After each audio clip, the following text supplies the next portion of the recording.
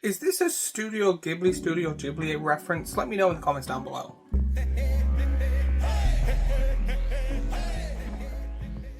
Another day, another Chaos Warp Secret Lair. So I am Corey Joe, CJ, and in this video I will be going over the Chaos Vault Adventures of the Little Witch. Because Magic is making a load of product and I am only one person doing everything, it is hard to keep up. I make 2 videos a week, so again, by the time this video has come out, this has sold out completely. If you're still interested to see if this is worth it, the cards inside that you maybe want to get it on the secondary market, this video is perfect for you because I'll be going over the Chaos Vault Secret Lair as a whole.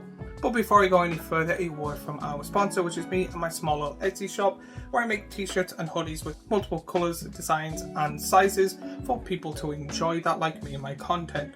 So again, if you are one of those people, 1, like, subscribe and follow me on all my social media and all that YouTube stuff we always ask for, and then 2, buy yourself something nice. When it comes to this Chaos Warp Secret Lair, you get a total of 4 cards. When it comes to those 4 cards, they are Secret Renders of Hour, Serenity, Eskir's Chariot, Realms Uncharted. Since this is a small Chaos Vault Secret Lair, I'm going over the cards individually because in my head this has no connection. This is just 4 random cards, so I'm not going to give an individual thought on each one, then kind of bulk it all together to see if this is worth it or not. It's good to try new things when it comes to videos. So the first one is Secret Rendezvous. For 1 generic and 2 white, you get a sorcery that is a rare. You and target opponent each draw 3 cards. This is a weird card in my opinion. I really like it. I think this is good and a lot of newer players have not really done when it comes to Commander games at least, which is the politics. I love the politics when it comes to Commander games. I love that I help you out. If we stop this threat together and then we're all even, then we can do this and keep like talking about what we can do. I really like that type of stuff when it comes to Magic the Gathering. This is really good. For 3 mana you get to draw 3 cards and being able to help the person that's sitting there on their phone because they haven't drawn a land for 4 turns. In response, you can go, remember I helped you, please don't attack me for a turn or 2. Or if you are going to do something broken, it's fine to slow me down, but don't put me in a stop that you were in. So I do think this is a very good politics card, in my opinion. Serenity, for 1 and a white, you get an enchantment that is a rare. At the beginning of your upkeep, destroy all artifacts and enchantments. They can't be regenerated. This is cruel, however you have to build a deck pretty much around it. You cannot put in really any enchantments or artifacts in your deck. You can, but be willing to sacrifice them. I do find it funny that this is a constant. At the beginning, it constantly goes and goes and goes. However, I have seen this used in a very weird way. I've seen someone play this turn 2, play a bunch of artifacts and enchantments, let them all get destroyed. No one's really doing anything. They're having stuff that makes it that people kind of attack and they're making a bunch of tokens. And then later on in the game, play I can't remember the name of the card from the top of my head, but a very expensive sorcery card that lets you return all enchantments and all artifacts from your graveyard onto the battlefield, and then they get rid of this and win. It is kind of hilarious, but a lot of setup.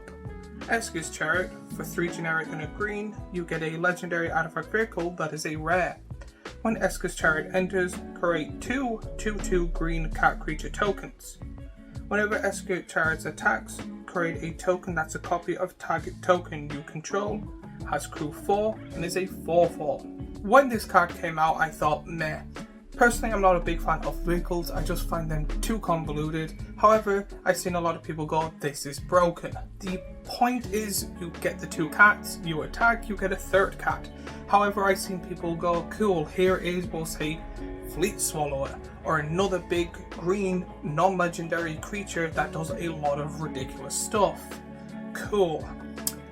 I'm gonna do that and make a copy of that. I've seen this used on Giant Adderface, so when it attacks it gets a token and then they get a token of the other thing. I've seen this used in Cosmic Serpent, I have it as a commander, and again the same thing happens. You get a Coma Coil. Again, it is a good card mainly because again it makes and doubles tokens. Again, put this in with doubling season and any other form of card like that. You're making the best token you can possibly make on each attack, but then using them tokens to crew the vehicle, which again is just a constant thing. So it is a really good and powerful card. I'm just not a big fan of vehicles in my opinion. Realms Uncharted. For 2 generic and a green, you get an instant that is a rare. Search your library for up to 4 land cards with different names and reveal them. An opponent chooses 2 of those cards. Put the chosen 2 into the graveyard and the rest into your hand, then shuffle. This is the second reprinting of this card and I need to get my hands on it. I have a really weird deck that the whole point of the deck is to sacrifice all my lands and then replay all my lands and have this new Delve thematic that came out actually 2 years ago at this rate I think, making a bunch of fungus tokens. If people are interested, I have the entire deck on my Mox field, so I will do a deck tech on that if people are interested, but the whole point is I make an army of funguses by sacrificing all my lands and then playing cards that let me return all my lands on a turn or other ways like that. So again, I did find a fun deck. I haven't really played it because I don't really get to play Magic much anymore and I only have an online version, but it is fun to play. Get a bunch of lands down, sacrifice them all, get a bunch of funguses, and then the commander gets powered up. I'll have the commander on screen. The commander then gets to do damage when it becomes unblockable and win that way. So it is a really fun deck. Very weird in my opinion. I haven't really seen a deck like it. And this card will go super well in it, mainly because it's just get 4 lands. Not really basic lands. So again, I do find this to be probably the best card when it comes to this Secret Lair. So my thoughts and opinions on the Secret Lair as a whole. I do find the pricing when it comes to the Chaos Vault a bit all over the place. I bought the first one thinking it was amazing, but the price was really worth it. This one is good in my opinion. It's got 4 good cards, however I can't really see them played in the same deck really that well. It is possible, but again, not the biggest fan. The artwork is beautiful. I would mainly buy this because I'm an animator, I'm an artist, I love that type of stuff. I have bought cards just solely due to how pretty they are. This would be one of them if 1, I was still buying Magic cards all the time, and 2, if the cards were a little bit better. If I had like the money where I was like, oh I don't care, just fling it at it, yeah, I would have possibly bought this. I really do want that sorcery that gets you the 4 lands or gets you 2 and then 2 in your graveyard for that deck that I did mention. But again, I find this to be the art amazing, the card selection meh. So is this worth buying or not? Personally, it depends on you and what you're building, on what you think of the art. I would actually give this possibly a 7.9 in my personal opinion, so it is really good. However, I see a lot of people not using all 4 of their cards, and with the price of it, I do think that is worth it. I think if you are paying for a Secret Lair, you kind of want to use all the cards, not just 1 or 2. But if you have different thoughts and opinions of me, let me know what you think of this Chaos Vault Secret Lair thingy in the comments down below. If there's any cool interactions with the cards, again, let me know in the comments down below. Let me know what you think of this video and all that YouTubey stuff we always ask for. Remember to like and subscribe and follow and all that YouTubey stuff that we always ask and annoy you for.